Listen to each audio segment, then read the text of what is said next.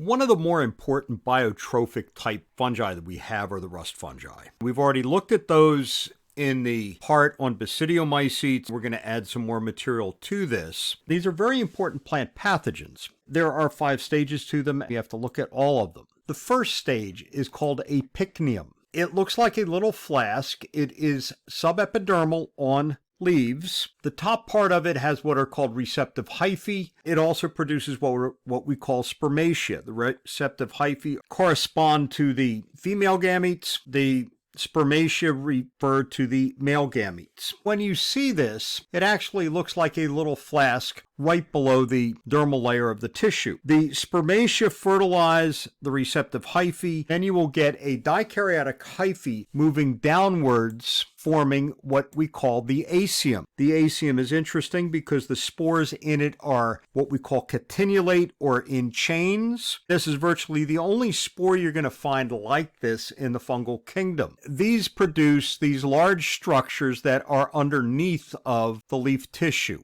or sometimes they can actually be next to the pycnium up on top. If you look at these in mass, they can look like that. These vary depending on which species we have. Over here, it shows the relationship of the pycnium to the acium on the underside. One's on one side of the leaf, the other one's on the other. In the center here, we have what we call the iridium. These are produced when the Autoicious spores cause infection of a plant. It will start out producing a iridium. You can see that these are single-celled spores. It is produced subdermally on the plant. They rupture up, and then they get a lot of spores being produced from it. This is what one looks like in cross-section. This is what one looks like in whole section from the top. At some time, it will produce what is called a telium. And the telium looks like this. It is very similar to the iridium, but in some species you get the production of 2 cells in this particular material. These do not blow anywhere. They do not get transmitted anywhere. They stay wherever they are produced. In the spring, after they overwinter, these teliospores will produce basidia on top of them. This shows you it. Basidium growing out of the teliospore. You can see the basidium up on top of it where the new spores are going to be produced. And then these would blow around, and when these infect the plant, you would get the formation of the pycnium. These are labeled different numbers. The acium is labeled a lowercase I, or 1. The iridium is a 2, the telium is a 3, and the teliospore is a 4.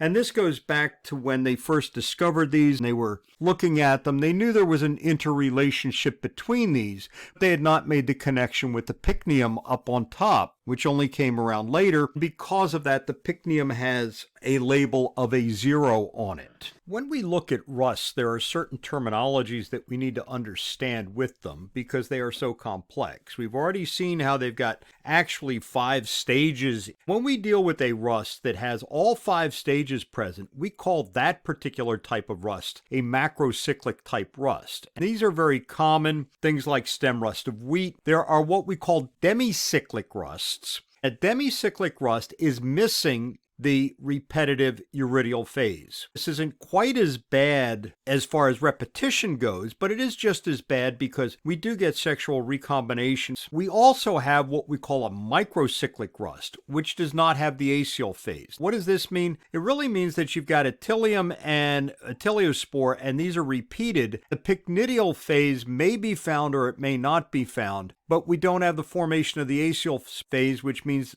these are no longer reproductive sexually.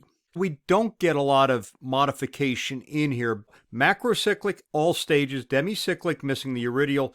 Microcyclic, missing the iridial and the acial stage. Another term that we use is autoicious. Auto means self, Aicious means host. In an Autoicious type rust, you will find all of these 5 stages on the same plant. It becomes very important to understand that we can have all of these on the same plant, which really makes them kind of easy to understand. We also have what we call a heteroicious rust. With the heteroicious rust, we're going to talk about an alternate host. The heteroicious rust is where you've got the iridial and the tilial stage on one host, the pycnidial and the acial stage on another host. This is really what we get with stem rust of wheat. The pycnidial and the acial stage occur on barberry. The iridial and the tilial stage occur on wheat. If we look at cedar apple rust, the pycnidial and the acial stage occur on apple. The iridial and the tilial stage occur on cedar. When we've got this, now we've got two hosts to be able to deal with. We have to be able to understand that there's a difference in here. If we want to do control, we've got to be able to control it on both hosts. A lot of times we want to keep the sexual stage out. The way we keep the sexual stage out is we basically get one host and get rid of it. We've got the difference between a heteroecious rust and an autoicious rust. Heteroecious rust has two hosts, one of which we would call an alternate host because we've got one that's important normally and one that's not.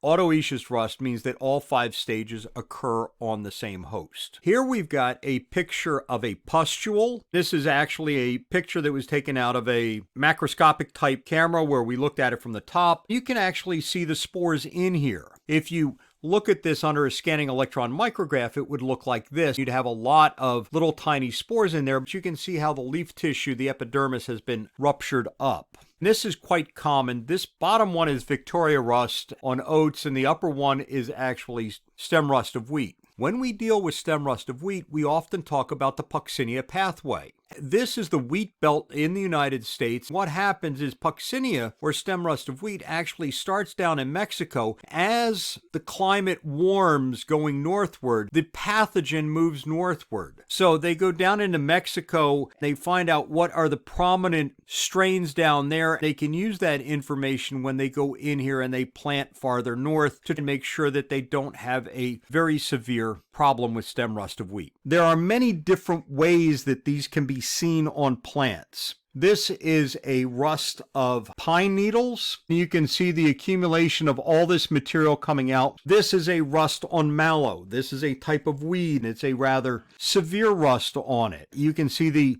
major distortion that you're getting out of these. This is a rust on another plant. These are the pycnia. On the upper side of the plant, on the lower side of the plant, you would then find the acea. This is Iridospores on the underside of oxalis. If you look at them very closely, you can see all of this powdery mass underneath there. This is one that's called Gymnosporangium juniperi virginiana, which is a very unique one. We call it cedar apple rust. This is the teleoform of it. This is on a cedar tree. This thing is about golf ball size. The structure that it produces underneath of it is also very interesting because it helps the fungus to overwinter. This is acea being formed on crabapple in the springtime. We can see things that look like this. This is fusiform rust on pine. You can see the size gall that this is actually producing on the wood itself. It's a very devastating disease.